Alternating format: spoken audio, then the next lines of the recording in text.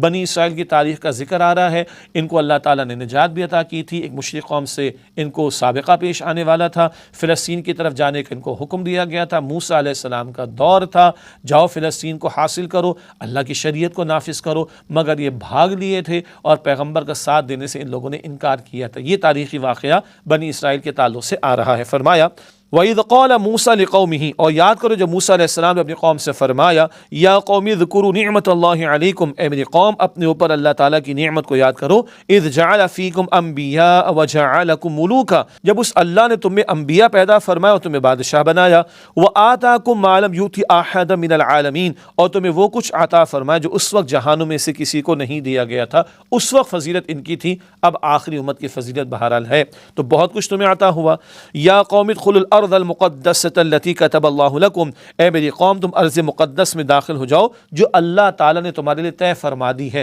فلسطین کی طرف اشارہ، فلسطین کو حاصل کرو، وہاں عمالقہ ایک قوم مشرکین کو ان سے قتال کرنا ہے، اور زمین حاصل کر کے سرزمین انبیاء ہے، اللہ کا دین اللہ کی شریعت کو نافذ کرنا ہے۔ وَلَا تَرْتَدُّوا عَلَىٰ أَدْبَارِكُمْ فَتَنْقَلِبُوا خَاسِرِينَ، اور اپنی پیٹھ پھیرتے ہوئے مت لوٹنا ورنہ تم نقصان اٹھانے والوں میں جا پڑو گے۔ قالوا یا موسیٰ ان فیہا قوما جبارین، ان لوگوں نے کہا کہ اے موسیٰ وہاں تو ایک بڑی زبردست قوم ہے، مشرک قوم تھی، وَإِنَّا لَن نَّدْخُلَهَا حَتَّى يَخْرُجُوا مِنْهَا، اور ہم وہاں ہرگز داخل نہ ہوں گے یہاں تک کہ وہ اس میں سے نکل جائیں، فَإِن يَخْرُجُوا مِنْهَا فَإِنَّا دَاخِلُونَ، پھر اگر وہاں سے نکل جائیں گے ہم ضرور اس میں داخل ہو جائیں گے، یعنی کہ پلیٹ میں ان کو چاہیے فتح، بس وہ خود نکل جائیں اور ہم اندر چلے جائیں گے تو ٹھیک ہے، لڑنے کے لیے ہم تیار نہیں، قتال کے لیے ہم تیار نہیں، یعنی سست روی ان میں آ گئی، اور اللہ کے احکام سے فرار اور پیغمبر کے مشن میں شریک ہونا، اس سے بھاگنا، یہ روش ان میں پیدا ہوئی، اس کا ذکر اللہ تعالیٰ کر رہا ہے اور ہماری عبرت کے لیے۔ قال رجلان من الذین یخافون انعم اللہ علیہما، ڈرنے والوں میں سے دو آدمیوں نے کہا ان دونوں پر جن پر اللہ نے انعام فرمایا تھا، ادخلوا علیہم الباب، کہ ان پر دروازے سے حملہ کر کے داخل ہو جاؤ۔ یہ موسیٰ علیہ السلام کے دو شاگرد ہیں جن کے نام بھی بیان کیے گئے، یوشع بن نون اور غالب بن یقنہ، ان کے نام بھی مفسرین نے بیان فرمایا، البتہ یہ دو شاگرد تھے موسیٰ علیہ السلام کے، بعد میں حضرت یوشع پھر وہ اللہ تعالیٰ نے ان کو نبوت سے بھی سرفراز فرمایا ہے۔ کیا کہا ان دونوں نے جن پر اللہ نے انعام فرمایا وہ اللہ کا ڈر رکھنے والے تھے، ادخلوا علیہم الباب، ان پر دروازے سے حملہ کر کے داخل ہو جاؤ، فَإِذَا دَخَلْتُمُوهُ فَإِنَّكُمْ غَالِبُونَ،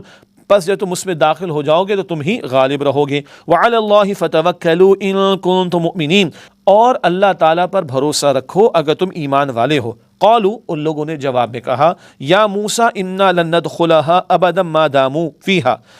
اے موسیٰ جب تک وہ لوگ اس میں موجود ہیں ہم تو وہاں ہرگز داخل نہ ہوں گے، فاذهب انت وربک فقاتلا انا هاہنا قاعدون، تو تم اور تمہارا رب جاؤ، تم دونوں لڑو اور ہم تو یہیں بیٹھے رہیں گے۔ صاف کورا انکار کر دیا، قتال کا میدان سجنے والا تھا، اور راہ خدا میں قتال کا ایک بڑا مقصد تھا اللہ کے کلمے کی سربلندی، تاکہ سرزمین فلسطین حاصل ہو، وہاں اللہ کی شریعت نافذ ہو۔ بھاگ لیے یہ لوگ، صاف کورا جواب دے موسیٰ تم جاؤ، تمہارا رب جا کے قتال کرے، انا ہاہنا قاعدون، ہم تو یہیں بیٹھے رہیں گے۔ قال رب انی لا املک الا نفسی واخی،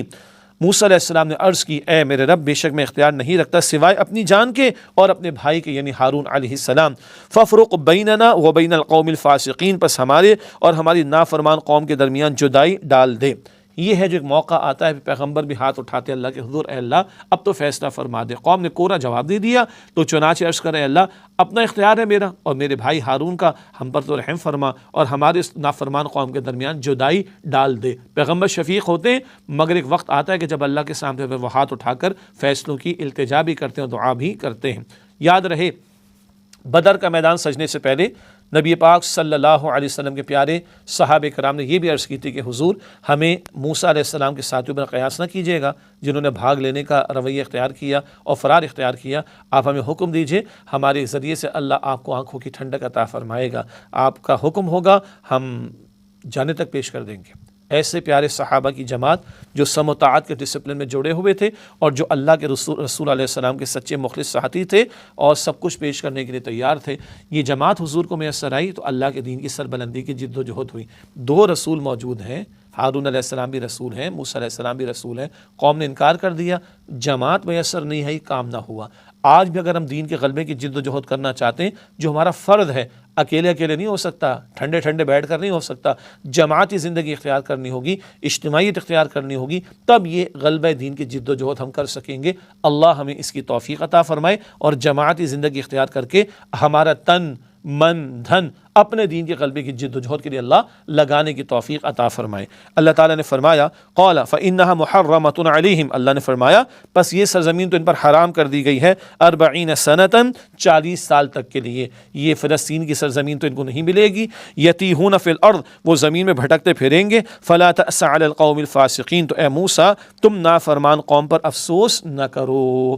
40 سال تک بھٹکتے رہے، یہ تو سزا مل گئی ان کو، اور موسیٰ علیہ السلام اور ہارون علیہ السلام کا وصال ہو گیا۔ ان کے بعد یوشع بن نون وہ اللہ کے نبی، پھر جناب سموئیل نبی علیہ السلام، اور پھر یاد آ گیا سورۃ البقرہ میں ہم نے پڑھا تھا جناب طالوت کا بادشاہ مقرر کیا جانا، اور طالوت نے جالوت کو قتل کیا، پھر اللہ تعالیٰ نے بنی اسرائیل کو گولڈن ایرا عطا کیا اور ان کو غلبہ ملا، مگر وہ بعد کی بات ہے۔ ابھی تو کوڑا انکار کیا، سزا ملی کہ 40 سال تک بھٹکتے پھرتے رہے، اور پھر بعد میں عروج ملا جناب طالوت کے دور میں، وہ سورۃ البقرہ میں ہم پڑھ کر آ چکے ہیں الحمدللہ۔